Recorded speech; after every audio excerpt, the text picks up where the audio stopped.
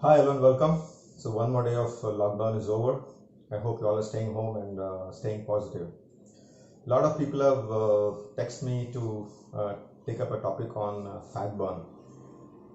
Fat burn is like asking for the 20th question on kaun banega crorepati. So there's a lot of stuff to cover up before that. So let me take up today the fat as a concept to begin with. Is fat a bad word? Most of us often focus too much on fat burn. Dietary fats support the cell growth and stores the energy. So fat is definitely an essential component in our body. If I need to break down the body weight into different parts, that you have bone weight, you have muscle weight, you have organs weight, and then you have your fat weight if I ignore the blood and water. So among all these things, if bone is about 15% and the muscle weight would be approximately 33 to 40%, the fat would contribute to something around 20 to 30% depending on if you are a male or a female and depending on your age as well. So fat is definitely supposed to be there in our body, but of course too much of anything is inviting trouble, right? So we're talking about too much of fat, not really zero fat. Now, professional athletes and super fit people, maybe the fat percentage in their body might be pretty less. Even in your food intake, which is generally measured in terms of calorie, the amount of calorie that you eat, 25% of the calories should ideally come from fat. So which means fat is definitely good for health if it is consumed and stored in a reasonable level. To measure how much of fat that you have in your body, there are equipments, there are tools and measuring equipments which would actually measure and tell you exactly how much of fat percentage is stored in your body. But there are other index parameters which you can still use by way of calculating through a formula, and still you get a feel of where do you fall. Some of the typical indicators that you often get is BMI, which is the body mass index. Now this body mass index takes into account only your weight and height and then creates a index value which would rate you whether you are underweight, normal weight or overweight or in obese condition. But still this doesn't consider the fact that how much of muscle mass that you have or how much of fat that you have in store. For example, an obese person could have too much of weight, hence he is weighing more than what he should be for his corresponding height. But that's not the case with a bodybuilder. A bodybuilder may still be much more heavier than his corresponding weight, but he is still healthy. The reason being that the bodybuilder would be carrying more of a muscle and hence weighing more and still be healthy, wherein that's not the case with an obese person. So BMI lacks this information. The next concept of measurement would be BMR, which is called as a basal metabolic rate. You can also term it as a resting metabolic rate. Now let me give an example of this one. Assume that your body is a water tank. I'm sure you have a water tank at your home. Now you fill water for your daily needs, for your cooking, drinking, bathing, washing and all the other purposes. Now you would have noticed that we keep refilling the tank even before the tank completely empties out. So we always have some amount of water left in the water tank and we keep refilling on a daily basis and consume some amount of water on a daily basis. So what it leaves is a portion of water left reasonably unused at the bottom of the tank. Now over a period of time this portion develops residues, silt, and it becomes a very stagnant water with a lot of fungus and all that stuff, right?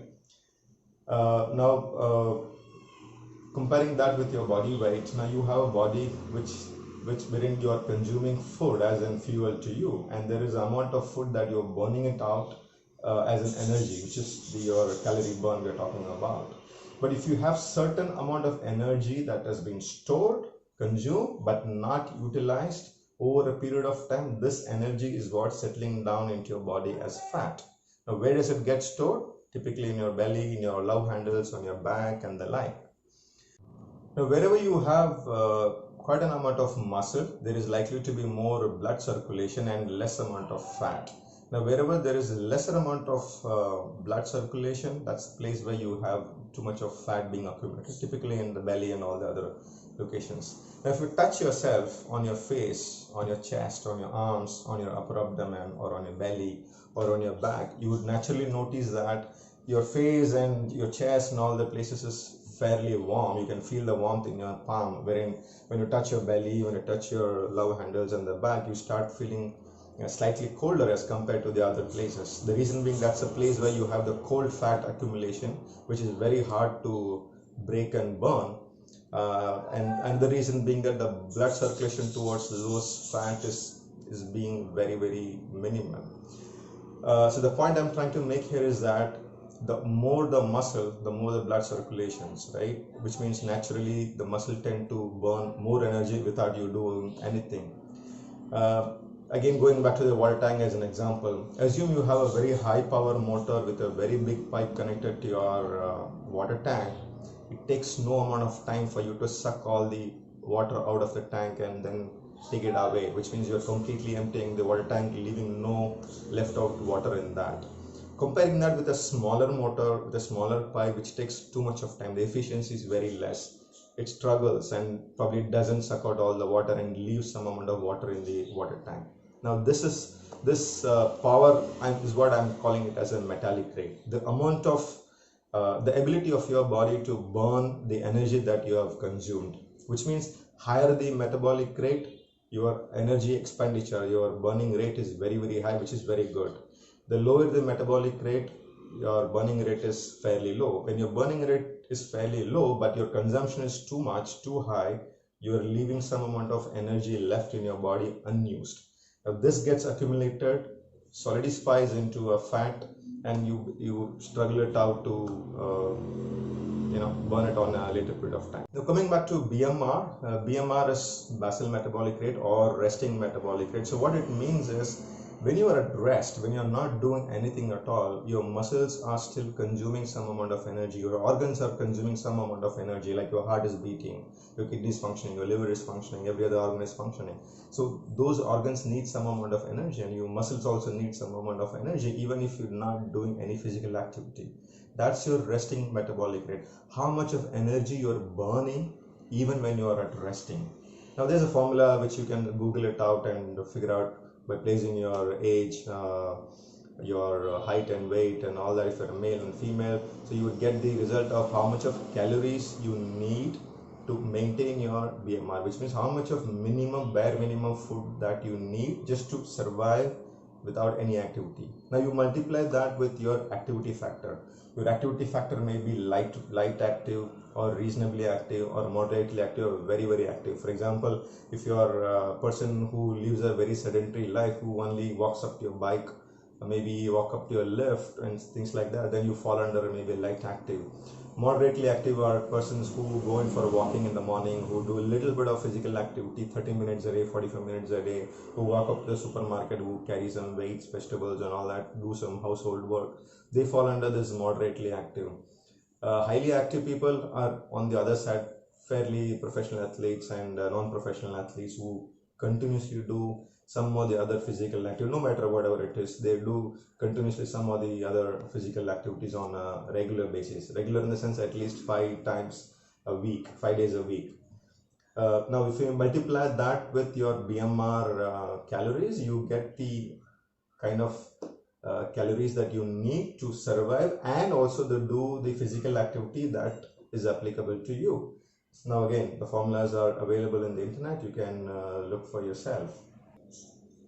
You would have also noticed that the small kids and younger children, their energy is very, very high. That's because they're naturally the metabolic rate is very, very high. The amount of energy that they can spend and they're actually spending is much, much more higher than an elderly person or a senior citizen.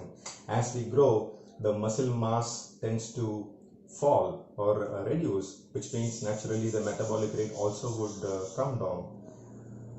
When you consume more food, which means more calorie, more than what is required for your level of physical activeness and your resting metabolic rate, that's when the excess energy or excess fuel is put inside you.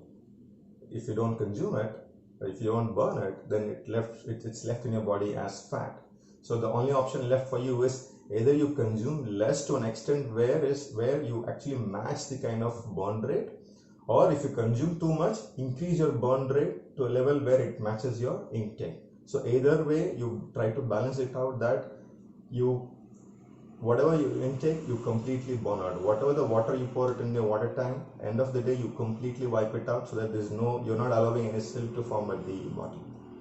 It also means that more muscles, more energy expenditure. When you are building more and more muscles, naturally the muscles without doing anything, even at your rest, tends to burn some more extra calories. So by chance, if you're consuming more food than what you are actually needed, like I said, either you increase your activity or increase your muscle mass, so that naturally your requirements for fuel is naturally going up. So whatever the extra intake that you are doing would naturally get burnt up, and then it matches the input versus the output. So it gets cancelled, and you're not excessively storing up any more for the fat.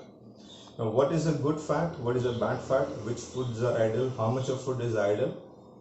We would probably cover it up in a different video. And also, what type of exercises would be ideal for burning the fat much more faster, and do's and don'ts of the exercise. That also we will probably cover up in the further videos.